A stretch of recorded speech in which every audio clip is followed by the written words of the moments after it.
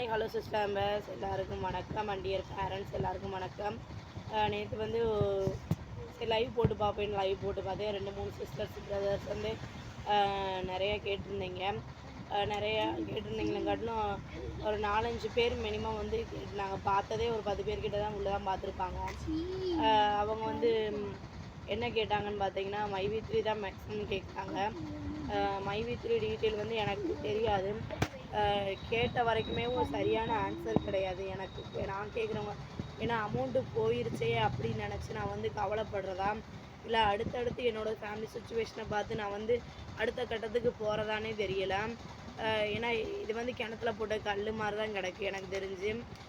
ரொம்ப ஒரு மாதிரி மனசு கஷ்டமாக சொன்னால் எங்கே எல்லோரும் கேவலமாக நினச்சிருவாங்க அப்படின்ற காட்டில் ஆரம்பத்துலேயே நிறையா அந்த வீடியோவில் மைவி3 பேசும் போதேவும் பாதி பேர் சொன்னாங்க, பாதி பேர் நம்ம வந்து ஏதோ ஒரு நம்பிக்கையில் போட்டோம், நிறைய காசுக்கு ஆசைப்பட்டு போடலை. என்னை பொறுத்த மட்டும் நான் அப்படி தான் பண்ணேன். ஏன் அப்படின்னு பார்த்தீங்கன்னா நான் நம்ம சுச்சுவேஷன் வந்து குழந்தைங்க, ஃபேமிலி, கடை எல்லாத்தையும் சமாளிக்கணும். ஸோ இதில் முக்கியமாக வந்து நம்மளுக்கு வந்து மெயினாக தேவைப்படுது இன்றைய காலகட்டத்துக்கு காசு மட்டும்தான் எல்லாருக்குமே எதிர்பார்க்குற ஒன்று. இல்லை காசு இல்லாமல் நம்ம வந்து வாழ்ந்துடலாம் அப்படின்ற பட்சத்துக்கு மிஞ்சி போனால் ஒரு வாரம் கூட தாக்கு ஒரு நாள் தாக்கு பிடிக்கிறே கடிசாக இருக்குது. சரி அப்படின்ட்டு தான் நம்ம வந்து இத்தனை மேனேஜ் பண்ண மைவி3 போட்டதேவோம். ஒரு சிலர் வந்து சொல்லுவாங்க ஆசைப்பட்டீங்க. ஒரு சிலர்லாம் அறிவே இல்லைன்னு கூட சொல்கிறாங்க. இன்னும் ஆன்லைன் ஜாப் பார்த்துக்கிட்டு தான் இருக்காங்க நிறையா பேர். இன்வெஸ்ட் பண்ணி பார்க்குறத காட்டிலும் இன்வெஸ்ட் பண்ணாமல் பார்க்குறா என்னை பொறுத்த மட்டும் பெஸ்ட்டுன்னு எனக்கு வந்து எப்போ இருந்தால் தோணுச்சு. இருந்தாலுமேவும் இது வந்து நம்மளுக்கு வந்து ஏதோ ஒரு பெனிஃபிட் இருக்கும் அப்படின்னு தெரிஞ்சு தான் இந்த மைவி3 போட்டதேவோம்.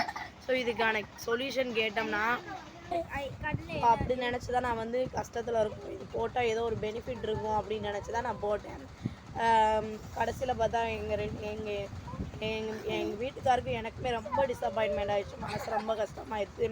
ஸோ ஏதோ ஒரு கஷ்டத்தில் வந்து கை கொடுக்கும் அப்படின்னு நினச்சி தான் நான் டெலிவரிக்கு அங்கே போன ஒரு மாதம் தான் அமௌண்ட் வந்துச்சு. ஒரு மாதம் கிட்டத்தட்ட 1,20,23,000 சம்திங் போட்டிருந்தேன்.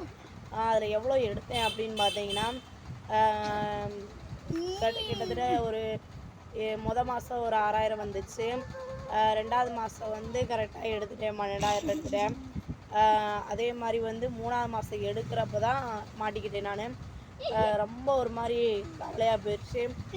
இப்போ வரைக்கும் தெரியாது, நான் வந்து டெலிவரி பார்த்தது அப்பா ரொம்ப எங்கள் அம்மாவுமே கொஞ்சம் கட்டட வேலை பார்க்குறவங்க, சிரமத்தில் இருக்கவங்க தான். அண்ணனுமே வேலை பார்த்து அவனுக்குமே டெலிவரி டைம், அவங்க அண்ணனோட ஒய்ஃபுமே டெலிவரி டைம். அம்மா வந்து அவங்க மருமகளுக்கு வந்து ட்ரீட்மெண்ட் பண்ணி தான் பண்ணாங்க. கிட்டத்தட்ட 1,50,000 லட்சம் அந்த பிள்ளைக்கு ட்ரீட்மெண்ட் பண்ணி அவங்க அம்மா வீட்டில் பார்க்க முடியாது. எங்கள் அண்ணன் அதை எதிர்பார்க்கவும் இல்லை.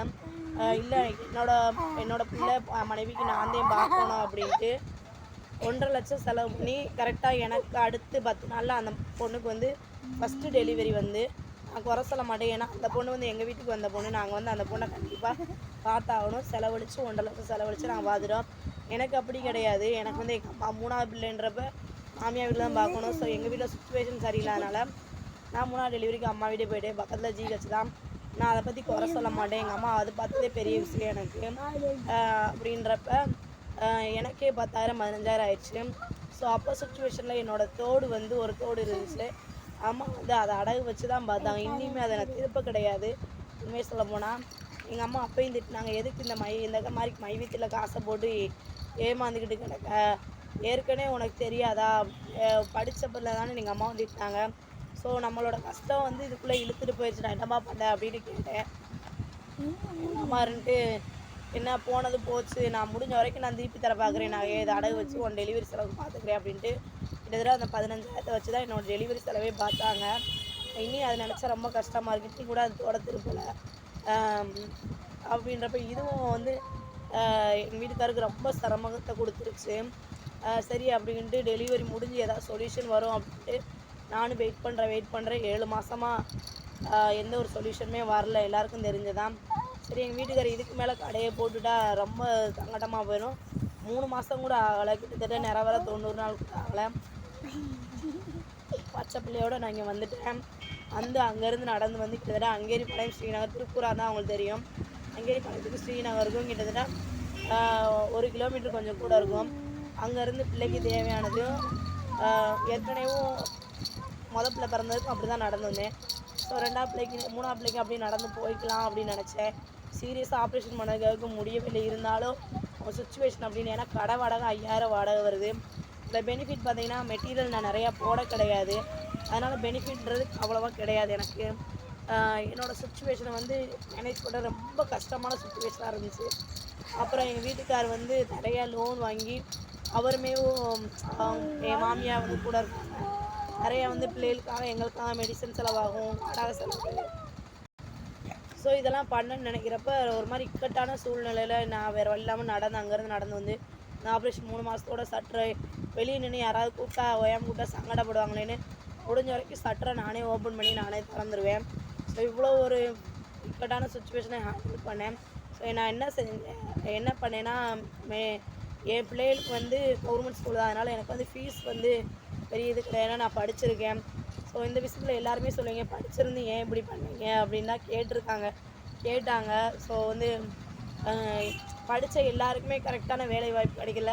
கரெக்டான அந்த வேலைவாய்ப்பு ப்ரொஃபஷனல் ஓரியன்டாக போனாலுமே அதுக்கேற்ற சேலரி கிடைக்கிறது இல்லைன்னு நான் மட்டும் இல்லை நிறையா பேருக்கு தெரிஞ்ச விஷயந்தான். ப்ரைவேட் ஸ்கூலுக்கு போனோம்னா பிள்ளைகளோட டைமிங் செட் ஆகாது. ஸோ சக்கையை புழிஞ்சிருவாங்க. அது மட்டும் நல்லா தெரியும் எனக்கு. ஏற்கனவே நான் போயிருக்கேன், போகாமலாம் கிடையாது.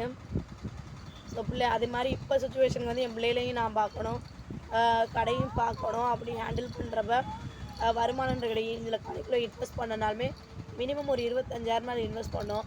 20,000 வாங்கினோம்னா நம்மளுக்கு வாடகை கொடுக்க மாதம் 5,000 சேர்த்துறதே கஷ்டமாக இருக்குது. ஸோ இவ்வளோ ஒரு சுச்சுவேஷனையும் கடந்து வந்திருக்கேன். இதுக்கப்புறம் மைவித்திரிலேருந்து நான் வரும்னு நினச்சேன்னா என்ன சொல்கிறது, அது வந்து நானே என்னை ஏமாற்றிக்கிற மாதிரி நினச்சிக்கிட்டு அடுத்து என்ன பண்ணணும், அடுத்து நம்ம என்ன ஒன்று மட்டும் நல்லா தெரிஞ்சுக்கோங்க, உழைக்கிற காசு கண்டிப்பாக நம்மகிட்ட நிற்கும். நம்மளோட காசு நம்ம உழைச்ச காசு தான் அங்கே போட்டிருக்கோம், அதுவும் வருன்ற ஒரு நம்பிக்கை இருக்குது. இருந்தாலுமே அடுத்து வந்து இனிமேல் உழைச்சி அடுத்தடுத்து கண்டிப்பாக நம்மளோட உழைப்பை மட்டுமே நம்ம பண்ணுற முடிவு பண்ணிட்டேன். அப்படியே ஆப்பில் இன்வெஸ்ட் பண்ணி பார்க்குறாருந்தா கண்டிப்பாக பார்க்காதீங்க.